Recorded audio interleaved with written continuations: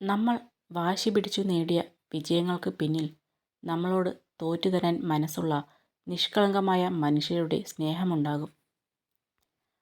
ഒരു പെണ്ണ് ധൈര്യമുള്ളവളാണെങ്കിൽ അതിന് കാരണം അവളുടെ അച്ഛനായിരിക്കും. വാത്സല്യം ഉള്ളവളാണെങ്കിൽ അതിന് കാരണം അവളുടെ അമ്മയായിരിക്കും. സന്തോഷവതിയായി കാണപ്പെടുന്നു എങ്കിൽ അതിന് കാരണം അവളുടെ ഭർത്താവായിരിക്കും. കൂടെ ഉള്ളതിൻ്റെ വില അറിയണമെങ്കിൽ ഒരിക്കലും തിരിച്ചു കിട്ടാത്ത വിധം അതൊന്ന് നഷ്ടപ്പെടണം. ഒരാളോട് ക്ഷമിക്കുന്നത് നിങ്ങളുടെ നല്ല മനസ്സാണ്. എന്നാൽ അയാളെ വീണ്ടും വിശ്വസിക്കുന്നത് നിങ്ങളുടെ മണ്ടത്തരമാണ്.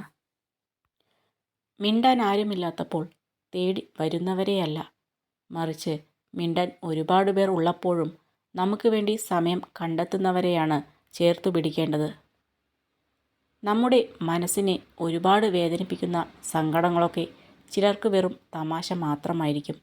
ആ സാഹചര്യത്തിലൂടെ കടന്നു പോകുമ്പോൾ മാത്രമേ നമ്മൾ അനുഭവിച്ച വേദനയുടെ ആഴം അവർക്ക് മനസ്സിലാവുകയുള്ളൂ.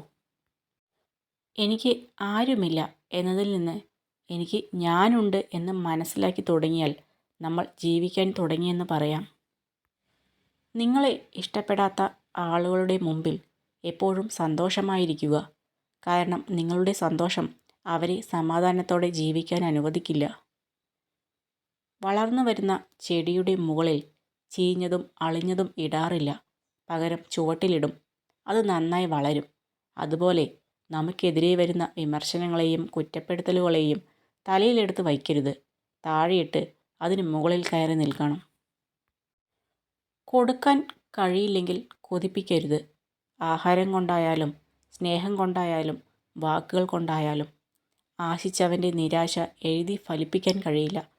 കാരണം ഒരു വാക്കിനാൽ നെയ്തുകൂട്ടിയ സ്വപ്നങ്ങൾ കുന്നോളമുണ്ടാകും. ജീവിതം മടുപ്പിച്ച മനുഷ്യരെ മറക്കണം. ജീവിക്കാൻ കൊതിപ്പിക്കുന്ന മനുഷ്യരെ സ്നേഹിക്കണം.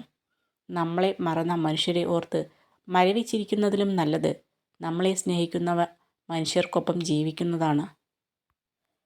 കഴിഞ്ഞു പോയതിനെക്കുറിച്ച് ഓർക്കാതിരിക്കുക. എപ്പോഴും കൂടെയുള്ളതിനെ ചേർത്തു പിടിക്കുക. വരാനിരിക്കുന്നത് എന്തുമാവട്ടെ അതിൽ പ്രതീക്ഷ അർപ്പിക്കുക.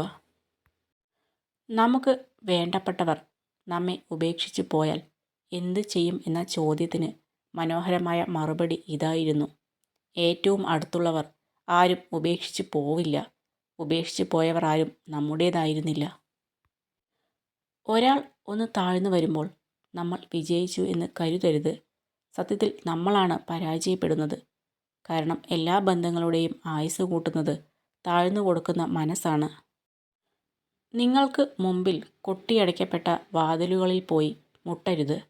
നിങ്ങളെ ആവശ്യമുള്ള വാതിലുകൾ ആയിരുന്നുവെങ്കിൽ ഒരിക്കലും നിങ്ങൾക്ക് മുമ്പിൽ ആ വാതിലുകൾ അടയില്ലായിരുന്നു.